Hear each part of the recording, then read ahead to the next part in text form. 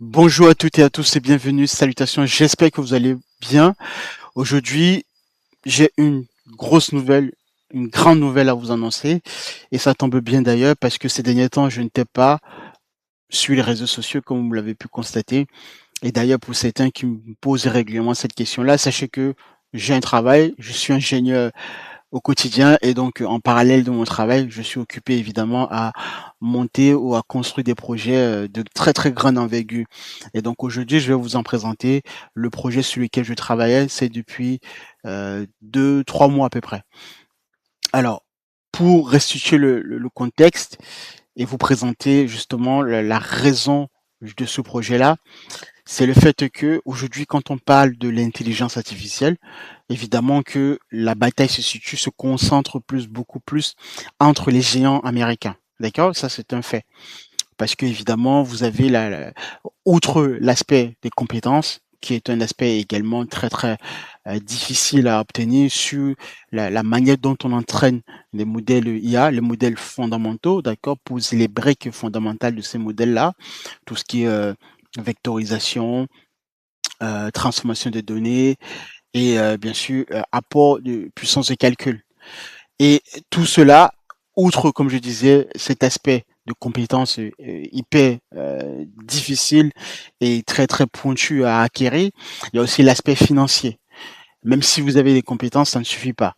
Il faut également avoir des fonds nécessaires, même si aujourd'hui on voit bien que de plus en plus la barrière à l'entrée concernant le coût d'entraînement est en train de baisser. Toujours est-il que si demain vous voulez concurrencer OpenAI ou Anthropic, vous allez vous heurter à la barrière financière, à l'aspect financier de, bien sûr, de pouvoir déployer votre modèle. Ça tombe bien. D'autre côté, on peut constater qu'en France, particulièrement avec Mistral, même si c'est pas tout à fait au même niveau en termes de puissance de feu, médiatiquement et computationnel, toujours est-il que ce que l'on peut dire, c'est quand même que Mistral est quand même une pépite française et Mistral, pour avoir eu le temps de tester Mistral, donc je teste toutes les IA de toute façon, mais particulièrement je trouve que Mistral, ils font du bon boulot jusqu'à présent. Après, pour le reste, dans les années à venir, je ne pourrais pas me prononcer compte tenu de ce que j'ai déjà pu dire sur cette chaîne, sur l'idée comme ça qu'ont les dirigeants français, la classe dirigeante politique française, pour accompagner le pépite technologique de par le fait que l'histoire nous a montré que quand tu as eu comme ça une start-up française qui a commencé à émerger et à concurrencer les Américains, plus tard, quelques années plus tard, euh, cette start-up-là n'a pas été réellement été accompagnée par la classe dirigeante française. Bref, j'espère que Mistral ira très très loin parce que ça tombe bien, justement. Là, j'en arrive sur le projet sur lequel je travaillais. Aujourd'hui, vous avez en France, donc, dans l'esprit ou dans l'idée générale de concurrencer les Américains, il y a un aspect que je n'ai pas cité et que je vous présente là tout de suite, c'est la donnée, la data. Même si vous avez une IA qui a une certaine forme de capacité de réponse assez fiable et solide, si dans le temps, vous ne vous projetez pas dans l'ancrage systématique des données réelles concernant le contexte en question, peu importe votre contexte, mais si votre contexte n'est pas profondément ancré dans les données que vous utilisez, vous ne pouvez pas, ou bien vous n'allez pas justement avoir une IA performante. Il faut le répéter, peut-être pas assez, mais toujours de toute façon préciser que donc si vous n'avez pas des IA vraiment qui sont ancrés dans les données, vous n'allez pas avoir clairement évidemment entre autres, hein, mais il y a l'aspect des données, l'aspect de, comme je disais tout à l'heure, de la vectorisation, de comment est-ce que vous avez encapsulé vos phrases de manière sémantique, la partie recherche en fait. Mais pour la question des données, en amont, justement, ça reste un prérequis. Alors aujourd'hui, nous avons en France particulièrement la plateforme dans l'open data, DataGo, qui regroupe toutes les données publiques françaises. D'accord, ce sont des données que l'État met à disposition du public et des citoyens français. Et cette plateforme-là a quand même assez de données, d'accord, pour tout ce qui est démarche en France ou compte rendu public sur des données, par exemple, donc la base sirène des entreprises, le répertoire national des élus, les données hospitalières Covid 2019, bref, DVF, le fichier de demande des valeurs foncières lorsque vous avez un bien immobilier qui est vendu ou acheté, où est-ce que ce bien immobilier a été consigné, les données, etc. C'est quand même assez riche où vous avez ici plus de 390 000 données, enfin fichiers, datasets et plus de 74 000 jeux de données API. Donc toute la question que je me suis posée, c'était aujourd'hui, si je dois mettre sur pied l'équivalent d'un ChatGPT-like, d'accord, sur quel terrain compétit ou bien concurrencer réellement un géant américain. Je vous disais tout à l'heure, aujourd'hui, nous avons le game changer, particulièrement en France, dans le périmètre bien circonscrit, avec ces données-ci, les données, entre autres, évidemment, de la plateforme DataGouv pour le public français, parce que c'est bien sûr c'est bien circonscrit à la France.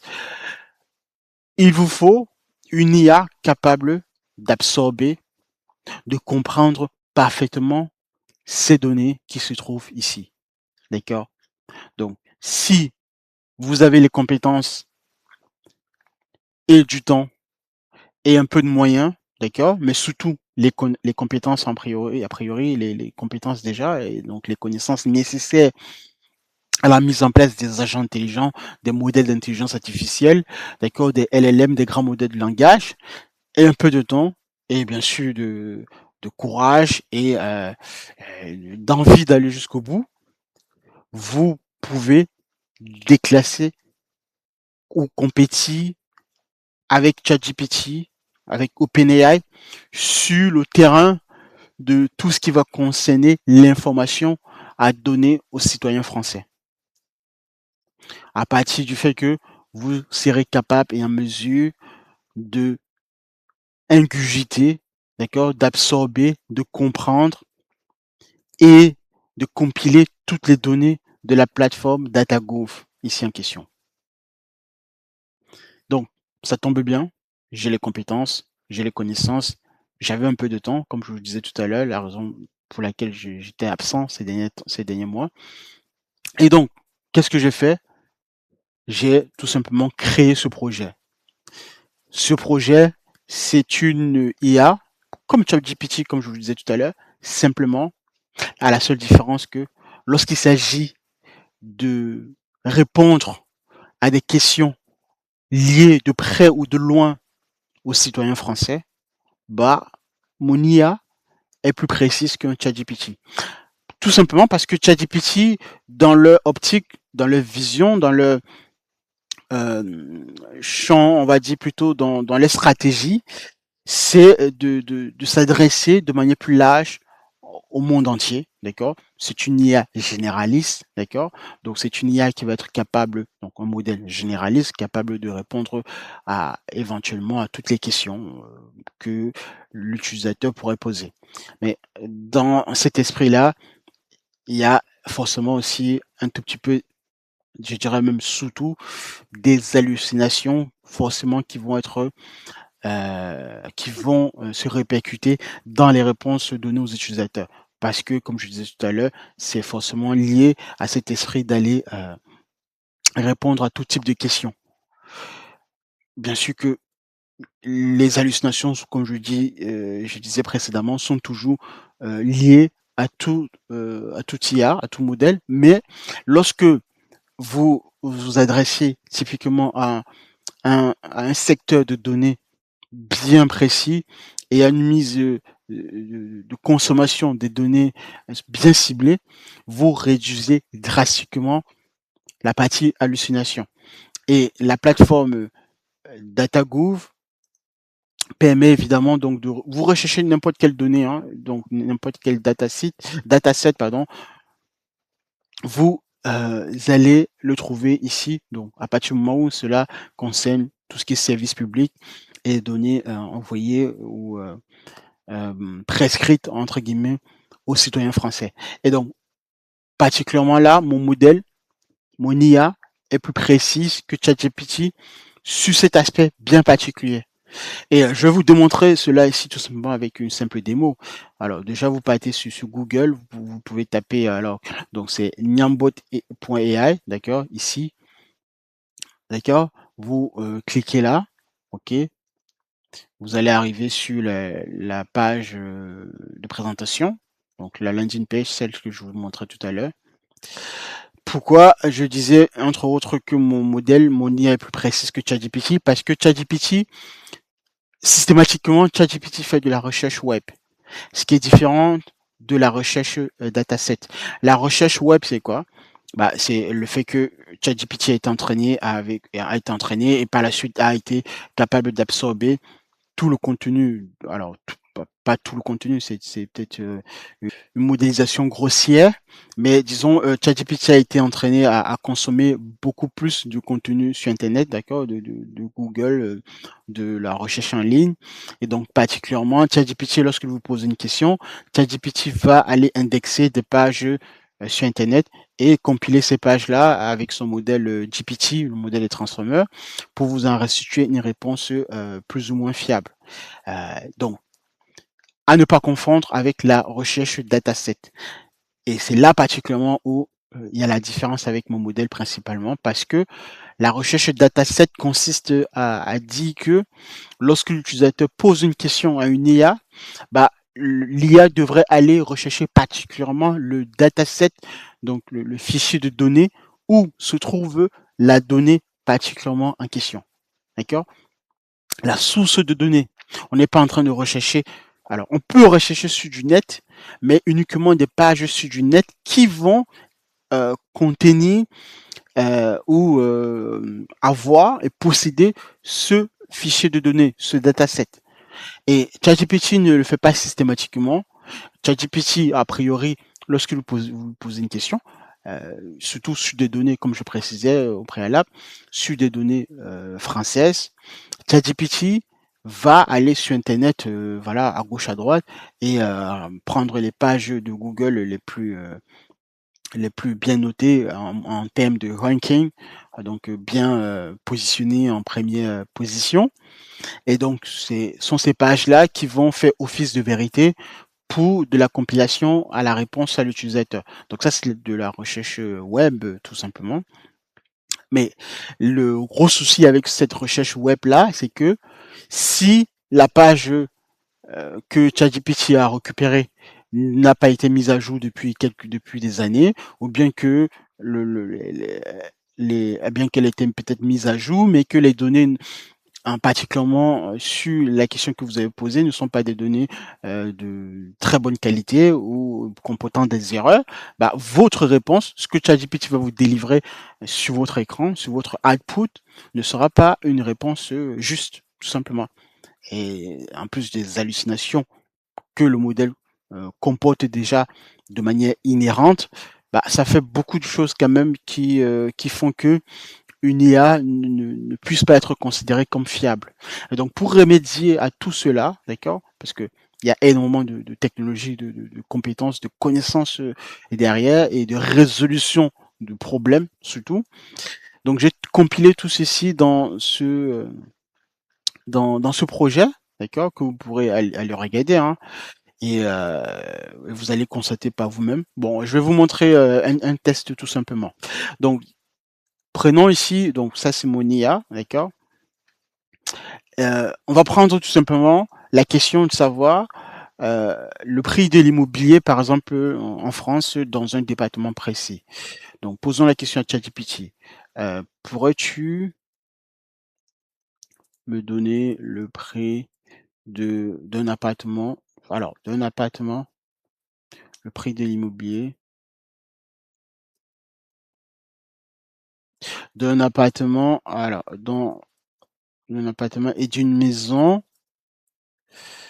Alors, en France, dans le département, on va prendre quel département? Le Finistère. Alors, prenons, alors on va mettre F majuscule. le Finistère, d'accord. Alors, le Finistère se trouve effectivement le département Finistère. Alors, donc, le Finistère, ok, on va poser cette question. Bon, je vais prendre un département au hasard, hein, d'accord, vous pourrez prendre n'importe quel nom. Cette question, particulièrement, cette question va concerner le fait que, donc, en France, comme je vous disais tout à l'heure, lorsque vous achetez ou vous vendez une maison, vous passez chez le notaire et à la fin, voilà, ça fait partie des données publiques dans les 5 années qui suivent la vente du bien. Et ben, ces données-là se trouvent ici dans le catalogue en fait des demandes de valeur foncière, d'accord.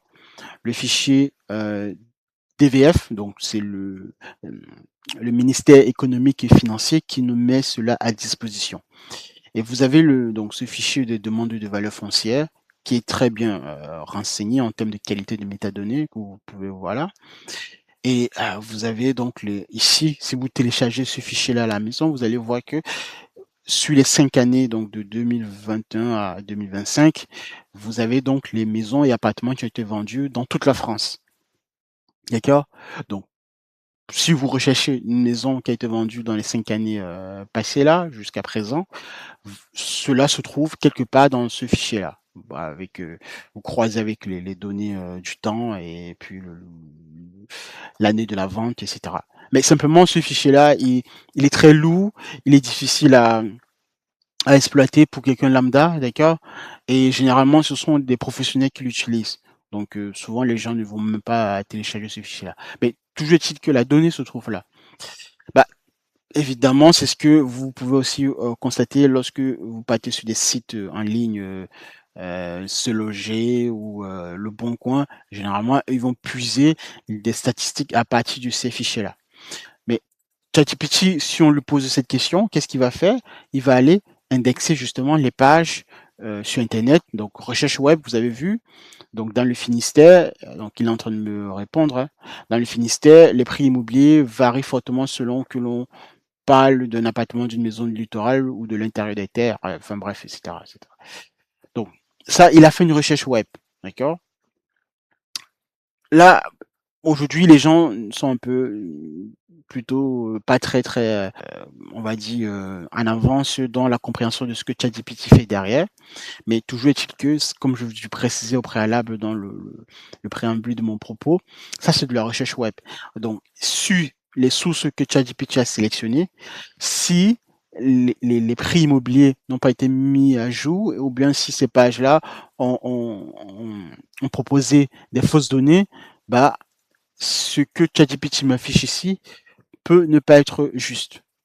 Donc, ça, particulièrement, je trouve que c'est une aberration, compte tenu du fait que nous avons des données, particulièrement pour ce type de questions.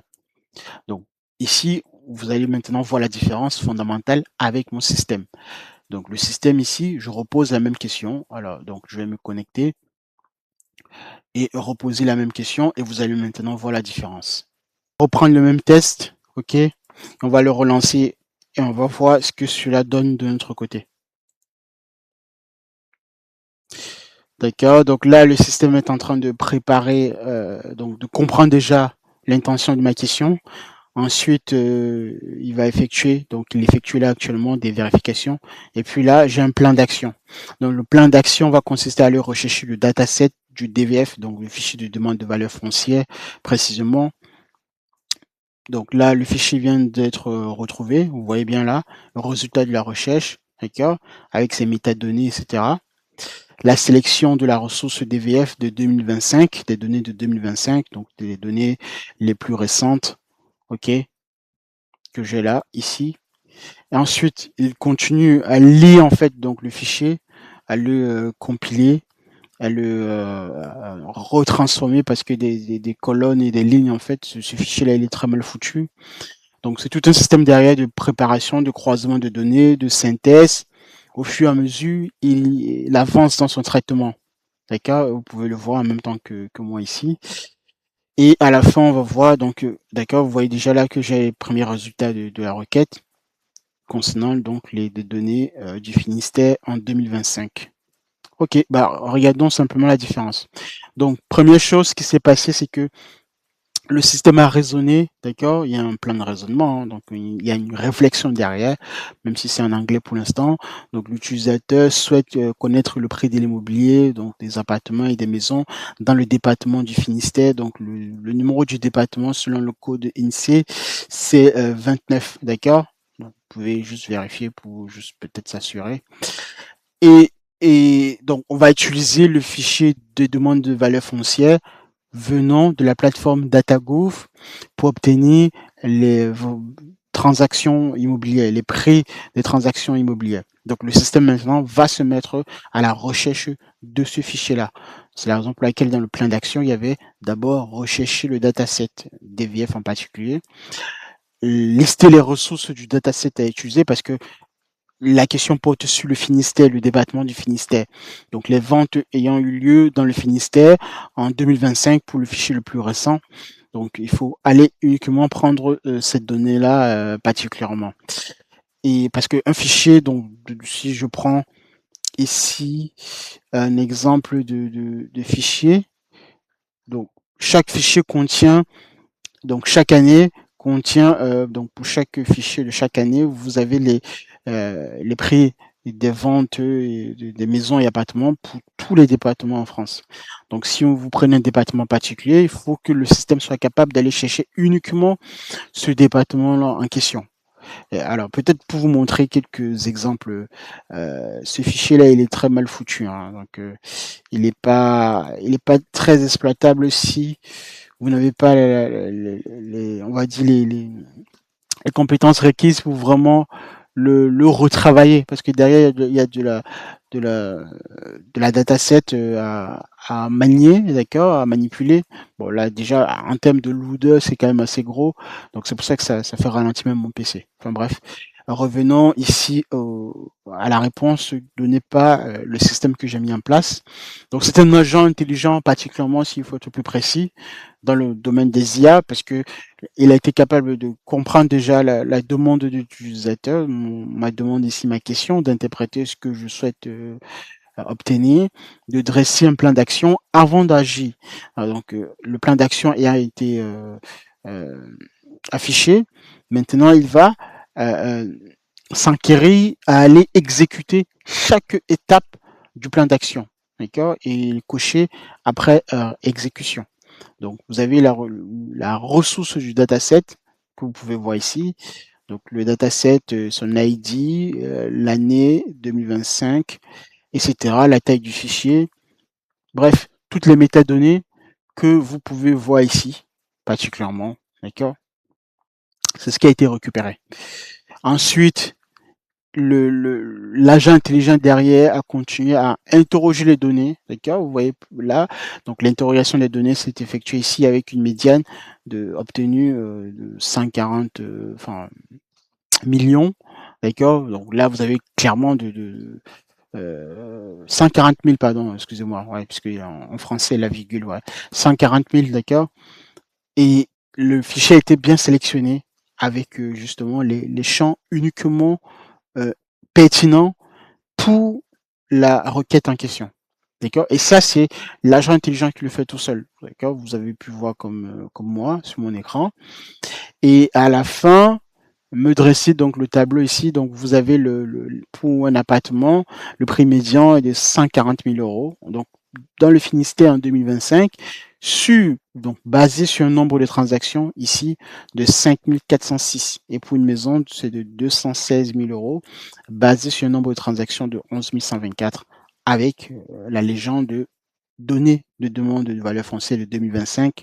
Donc, c'est des données réelles, d'accord? C'est basé sur des ventes réelles et consigné par le ministère de l'économie et des finances. Vous avez le lien de la source DataGouv pour celles et ceux qui voudraient aller regarder où se trouve le fichier en question. Et après, derrière, c'est une synthèse tout simplement qui est effectuée. Donc, quand on regarde cela, comparant ne serait-ce que ce tableau-ci particulièrement avec celui renvoyé par ChatGPT. Donc, ChatGPT, donc vous voyez déjà qu'il y a une différence de réponse, une différence au-delà de la réponse d'approche. L'approche n'est pas la même, d'accord? Nous ne faisons pas je ne fais pas, enfin dans ma logique inscrite dans ce système, dans cet agent intelligent, de faire uniquement de la recherche web. Je fais également de la recherche web. J'ai permis à ce que le système soit également en capacité de faire de la recherche web. Mais dans un second cas, si le fichier ou le dataset que l'on recherche en priorité n'est pas disponible ou bien n'est pas suffisamment documenté. Mais dans l'ordre de réponse, c'est d'abord d'aller chercher la donnée à la source, ce que ChatGPT particulièrement sur ce type de requête, puisque si nous parlons évidemment des questions qui vont concerner le public français. Et quand on pense justement à la question de l'immobilier, c'est quelque chose que, en France particulièrement, on consulte le plus souvent. Donc ces questions-là sont très très pertinentes, très très importantes. C'est la raison pour laquelle il faut d'abord aller rechercher le fichier à la source où se trouve la donnée précisément. Donc si on fait un petit comparatif vite fait du tableau, déjà on voit que c'est pas la même chose, donc l'approche n'est pas la même, et également aussi même en termes de prix. Alors, donc vous voyez bien que ici, donc, alors là, c'est le prix médian qui est affiché pour donc des maisons. Alors, alors, je vais plutôt poser la question dans ce sens. Alors, pourrais-tu et le prix? Alors, et le prix médian. Alors, le prix moyen au mètre carré pour faire le lien entre ces valeurs-ci et les valeurs envoyées par ChatGPT pour mettre vraiment les nombres, les chiffres en perspective. Et le prix moyen au mètre carré. Ouais. Donc, vraiment, c'est le cœur et la grosse différence entre l'approche d'un modèle tel que ChatGPT, d'une IA généraliste tel que ChatGPT et d'un agent intelligent qui est bien circonscrit à son secteur d'activité, d'accord, à sa recherche, à sa spécialisation. Et c'est ce que fait particulièrement cet agent intelligent. Donc, même chose, il est en train de refaire le même processus, d'accord, et il va bien sûr me donner le prix moyen. Alors, il a été obligé de me produire ce plan d'action parce que je demandais donc le prix moyen. Il ne pouvait pas récupérer uniquement le prix médian. Le prix médian et le prix moyen, c'est pas la même chose. Il faut voir cette différence-là. Donc c'est la raison pour laquelle il a été obligé de faire, voilà, de rappeler à nouveau le prix, de rappeler le dataset du ministère, du Finistère, pardon. Oui, du ministère, mais sur la donnée du Finistère pour produire les données précises que je suis en train de lui demander. Désolé, je suis un peu fatigué, donc c'est pour ça. Donc, voilà, donc le format n'est pas. Alors, et il travaille, hein, donc là, il me dit par exemple que le format n'est pas idéal pour extraire le prix moyen au mètre carré. Donc là, il est passé par une autre approche, d'accord. Et ensuite, il continue sa recherche, etc. Bon, voilà, voici les prix, prix moyen au mètre carré qu'il a pu afficher. Donc, vous voyez bien que le prix moyen au mètre carré pour un appartement, c'est de l'ordre de 2421 €. Donc ici, ChatGPT me met une grosse fourchette entre 2200 et 3000. Bon, voilà. Et pour une maison, on est à 2275 €. Et ChatGPT me met une fourchette entre 2000 et 2600. Donc vous voyez bien que c'est pas du tout la même chose. Et mes données sont plus précises. Bah, de toute façon, je vous laisse le soin de juger, hein. Et surtout quand vous voyez bien que la donnée a été récupérée au plus près de la source, je pense que on ne parle pas du tout de la même chose.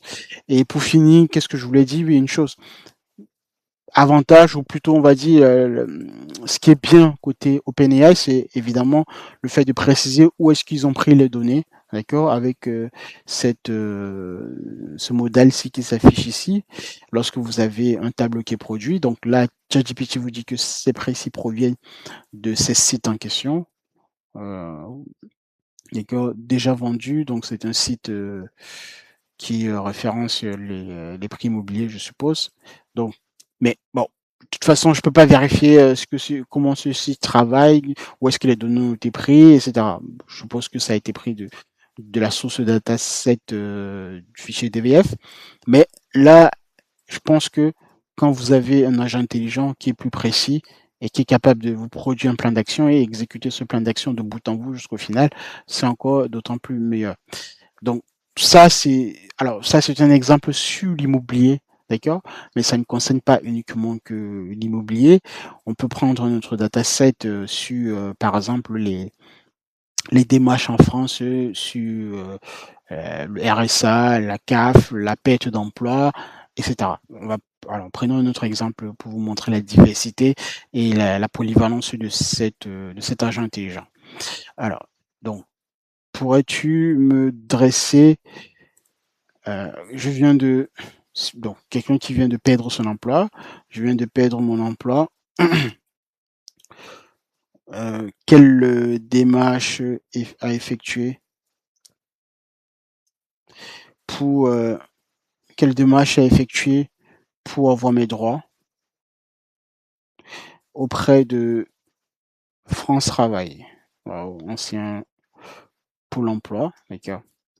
Par exemple, d'accord. Donc, l'utilisateur qui vient de perdre son emploi, peut-être pas licenciement ou je ne sais quoi d'autre, peu importe. Et quelles sont les démarches à effectuer pour avoir mes droits auprès de France Travail. Et donc, c'est vraiment axé sur, je précise bien, sur le contexte français. Donc, tout ce qui est service public, tout ce qui est données liées à la citoyenneté, bref, à tout ce qui va concerner la France, cet agent intelligent est plus spécialisé et plus précis qu'un ChatGPT ou qu'un Claude. Hein. D'accord, c'est le même principe. Et bah, on va poser la question. Vous allez voir l'approche, la différence d'approche. Vous pourrez poser la même question à ChatGPT, vous allez voir que ChatGPT va tout simplement faire encore une fois de plus une recherche web. Alors que là, vous allez avoir un agent intelligent qui va produire un plan d'action toujours, d'accord, pour aller au cœur de la compréhension de votre demande, qui va vous poser des questions parfois de temps en temps, et après vous dresser toute une liste et un plan vraiment qui pourra vous aider dans qui vous aidera de toute façon dans votre démarche d'approche, quoi. Donc là, c'est vraiment d'aller chercher les données du service public, hein. Donc tout ce qui est affiché, si vous pouvez consulter. Donc, quel est votre code postal? Donc, la question a été posée, hein. C'est pas moi enfin, c'est l'agent qui prend l'initiative, lorsque cela est nécessaire, de me poser la question en tant qu'utilisateur, compte tenu, eu égard à ma question. Quel est votre code postal ou votre commune pour que je trouve votre agence France Travail? Donc, on va peut-être mettre Paris 18e, d'accord?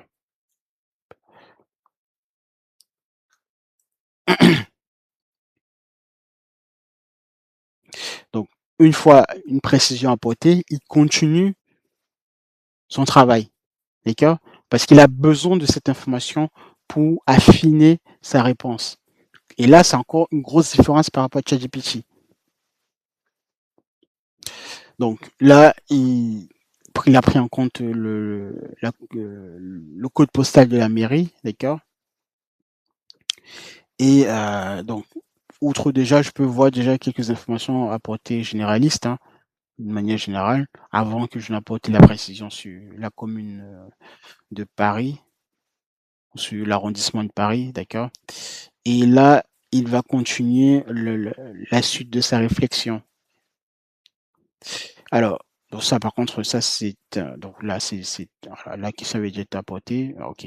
Donc là, il a terminé la tâche, ok. Et ici, je peux voir que pour la perte d'emploi, pour quelqu'un qui vit à Paris dans le 18e, l'inscription à France Travail, enfin bref, est gratuite évidemment et urgente, avec quelques calculs effectués à la louche, mais toujours dans une forme de cohérence sur ce que j'ai droit auprès de France Travail, d'accord? Particulièrement. Prime d'activité et les démarches à effectuer. Obtenir l'attestation employeur auprès de votre ancien employeur, d'accord? Les documents nécessaires. Inscrit, inscrivez-vous à France Travail en ligne, d'accord? Par contre, là, il y a un petit souci quand même. Bref. Euh, donc ça, c'est typiquement ce qu'on peut appeler aussi des hallucinations, hein, ici, normalement. Hein. Ici, prendre rendez-vous avec votre conseiller France Travail en agence et je peux cliquer, hein, si besoin, d'accord? Les liens sont dirigent l'utilisateur vers les pages, en question. Donc, c'est vraiment l'utilisateur est guidé dans ses démarches, d'accord? Il y a vraiment c'est tout un travail, de consommation de données, mais de manière intelligente et précise avec, vraiment de l'information bien précise. Voilà les amis, je vais m'arrêter là. Voilà enfin, l'idée de cette vidéo, c'était de vous présenter, le travail de fond qu'il y a derrière pour mettre en place une intelligence artificielle, un vrai agent intelligent et comment cet agent intelligent doit fonctionner et doit apporter des réponses, concrètes à l'utilisateur au quotidien. Pas uniquement de faire de la recherche web tous azimuts, mais de vraiment, avoir une méthodologie d'approche profonde derrière. La prochaine fois, je vous présenterai le background, ce que je ne vous ai pas montré, tout ce qu'il y a derrière comme, fichier dataset et comment est-ce que j'en suis arrivé à peaufiner, à parfaire la mise sur pied de cet agent intelligent. Voilà les amis, je vous remercie de m'avoir suivi. Partagez cette vidéo et mettez en commentaire ce que vous avez compris ou éventuellement les problèmes que vous avez rencontrés aujourd'hui dans la mise sur pied de vos systèmes d'intelligence artificielle ou agents intelligents. Comment est-ce qu'un agent intelligent fonctionne? Ça, c'est une base, c'est un prérequis à avoir. Comment coder rapidement avec ou développer plutôt avec Claude Code par exemple, d'accord, ce qui est essentiel, ok. Et comment résoudre surtout les problèmes lorsque on se trouve en face des difficultés énormes pour la mise en place de tout ce qui est MCP, de tout ce qui est variable d'environnement, bref, de tout ce qui est consommation des données et indexation de la donnée de manière précise avec des modèles, que ce soit les modèles fondamentaux ou des modèles que vous-même vous allez créer. Je vous remercie de m'avoir suivi, je vous dis au revoir et restez concentrés et à la prochaine.